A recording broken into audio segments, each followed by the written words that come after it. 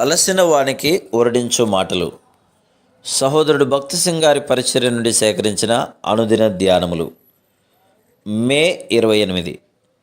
నీ మార్గమును యెహోవాకు అప్పగింపుము, నీవు ఆయనను నమ్ముకొనుము, ఆయన నీ కార్యము నెరవేర్చును. 37వ కీర్తన 5వ వచనం. తిరిగి జన్మించని వారికి ఎంత బైబిల్ జ్ఞానం ఉన్నప్పటికీ వారు దేవుని వాక్యములోని మర్మములను గ్రహించలేరు. మన పాపములు క్షమించబడి మనం తిరిగి జన్మించిన క్షణముననే మనము దైవిక స్వభావములో పాలువారమవుదుము. విశ్వాసము ద్వారా ప్రభువైన యేసుక్రీస్తును మన హృదయంలోనికి చేర్చుకున్న వెంటనే దైవ స్వభావం మనలో ఏర్పడును. మనం ఎంత సమయం మోకాళ్ళ మీద గడుపుదుమో అంతగా దైవ సన్నిధిని అనుభవించగలము. మనము ఆయన సన్నిధిలో ఉన్నప్పుడు ఆ దినమంతటి కొరకు సిద్ధపరచుమని, నడిపించుమని, అనుసరించవలసిన విషయము నేర్పించమని ప్రార్థించవలను. మన మార్గములను ప్రభువుకు అప్పగించుకొని ఆత్మీయంగానైనను భౌతికంగానైనను అక్కరలోనున్న వారి అక్కర తీర్చబడినట్లు వారి యొద్దకు మనల్ని నడిపించమని అడగవలను. దినమంతటి కొరకైనా ఆయన ప్రణాళికను చూపమని, శోధనలను కష్టములను ఎదుర్కొనుటకు సిద్ధపరచమని ఆయన యొద్ద ప్రార్థించవలను.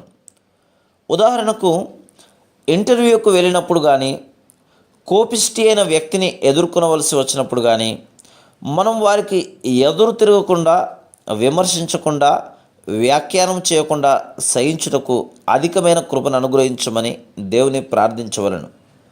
కొంతమందికి కష్టము కలిగించడి అత్తలు ఉందరు. వారు తమ కోడళ్లలో ఏదో ఒక నేరం కనిపెట్టుటకు చూస్తున్నారు కనుక అట్టి వారిని ఎదుర్కొనుట మిక్కిలి కష్టం.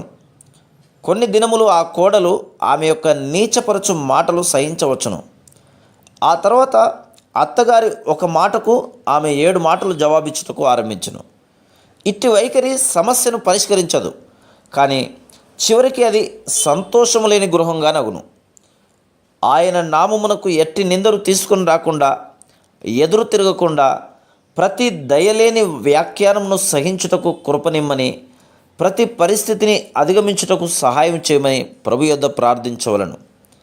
అదేవిధంగా ఆఫీసులో కానీ ఇతర స్థలములలో కానీ ఏ పరిస్థితిని ఎదుర్కొనినను ఆయన కృపను కోరుకునవలను. ప్రభు దయగల మన ప్రధాన యాజకుడుగా మన బలహీనతలలో, మన పరిస్థితులన్నిటిలో మనకు సహాయం చేయను. ఆయన తన ధర్మశాస్త్రమును మన హృదయములపై రాసి ప్రతి పరిస్థితికి తగిన మాటలు అందించును. Praise the lord.